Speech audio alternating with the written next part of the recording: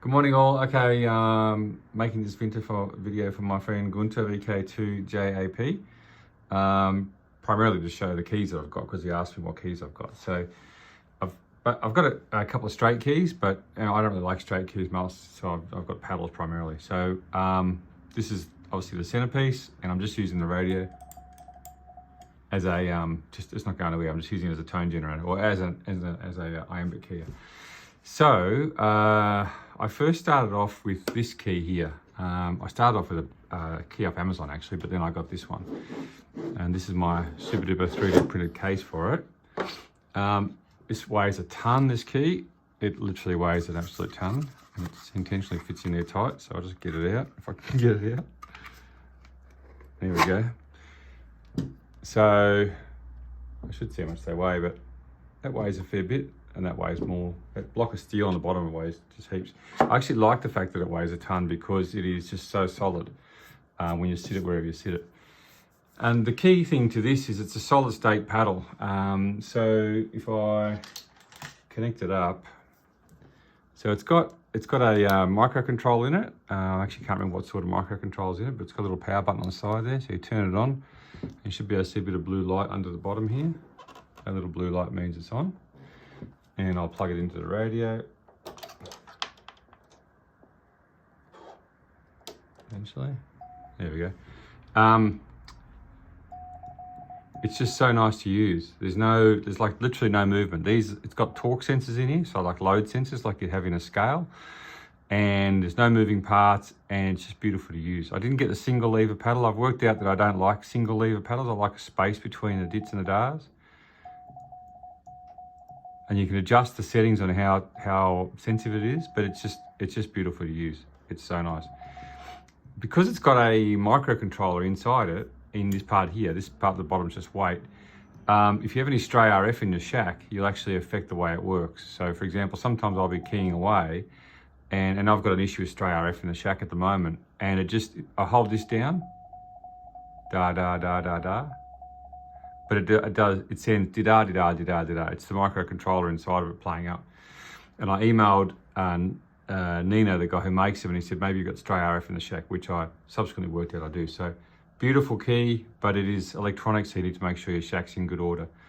The next one is the last key I got, which is this one, the Vibroplex. It's called a bencher, it's a bencher made by Vibroplex. It is just beautiful. I love looking at it. This key has always been, whenever I've had subscribed to CQ magazine or looked at some amateur radio magazine and there's been a key, a paddle involved on the desk of the operator and a cool ham shack, and I thought, wow, that's really nice. It's always been this one. So much in all as I couldn't really justify it because this is fantastic, and I would argue this is a better key in all areas. This is just so beautiful to look at. I love it. And it's really nice to use. It's a bit, clunky is not the right word, but this one is so, it's not keying, but that's me using it. There's no mechanical moving parts. I can squeeze it together. There's nothing at all inside there which you need to adjust. There's no screws to adjust. These little screws here just to hold these little key pieces on. You can get different key pieces. Whereas this one, if I start using that, just zoom into it.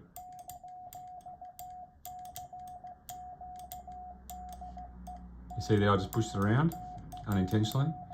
I like this one weighs more, so I never really push it around. I actually think I'm putting some sticky rubber pads on this. I don't like the bottom how it's got two pads there and one there, because sometimes I'll push it and it will go like that, but you can fix that. But it's just beautiful to use. I love the mechanism. I haven't had to adjust it much. I did a little bit of adjustment initially and I'm sure it'll be fine. It does, because it's so pretty to look at, it does attract dust, or more to the point, the dust, you do see it. So I have a dust brush and I just brush it every now and then. But it's nice. So I love that key. I just love looking at it. This is the one that sits on my desk all the time. I put this one away in its nice little box, usually. And I made this box, so you can see actually that key is dirty as well, but it just doesn't show up as much. I'll just give it a quick clean. Just doesn't show the dirt up as much.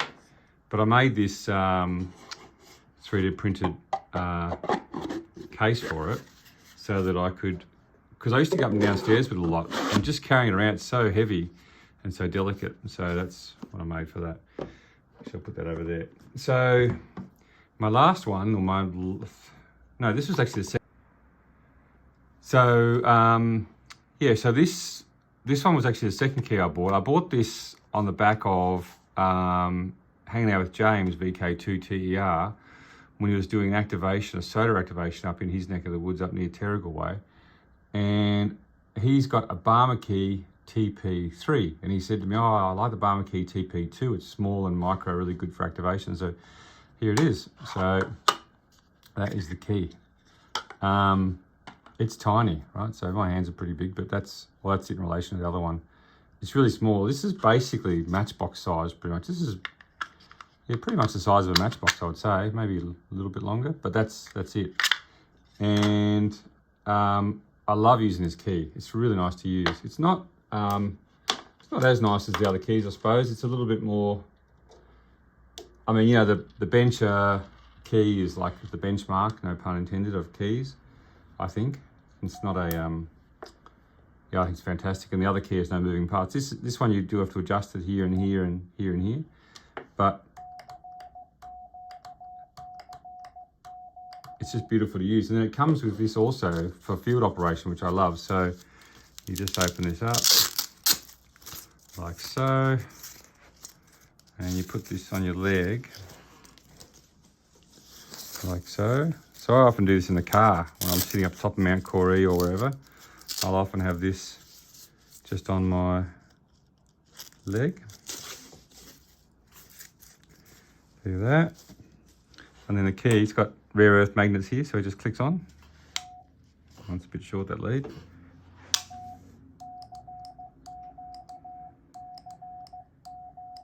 But it's nice, and I use this sometimes while my missus is driving. I'll be sitting in the passenger side, keying away with that. So I really like that key. And then what I wanted to show also was this, which is super handy. This is a Morse. So Morse 32. So that is a CW trainer. It's an iambic keyer. It does a whole bunch of stuff actually. Very cool device. So I got this online. I 3D printed this enclosure for it. These are the little paddles that go into it. And so you pull it out of here. It comes out like that. Two little paddles come out like that. You put the paddles into there. One on either side.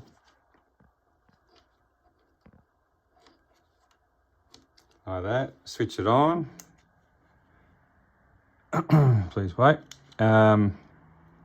It's got a little battery little lithium polymer battery, and it sits in there loosely. So I 3D printed this, what do you want to call it, this spacer thing, which sits in there nicely, stops the battery from rattling around, just sits in there beautifully. And you can charge that up if you just charge it with a USB charger. So,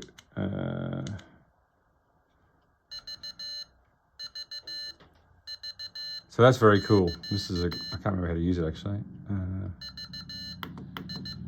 There we go. I've forgotten how to use it. But you can use this. This is really cool to use. You can use this as a keyer. How do I get back to the main menu? I'll just turn it off and back on because I forget. You can use this actually with these paddles. These paddles are just capacitance sensitive. So it starts off like that.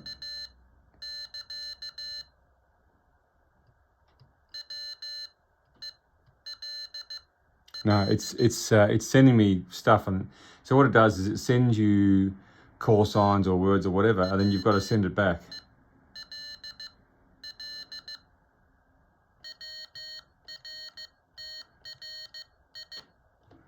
You got to send back what it sends, and if you get it wrong, it says error. Obviously, I didn't listen to it properly. So this is very cool because you can also use this with these keys as the iambic component. So if you wanted to, if you had a radio which didn't have an iambic key built into it and you want the iambic function, you can use that from this as well. So I like that a lot. So there you go. That's my Morse code keys.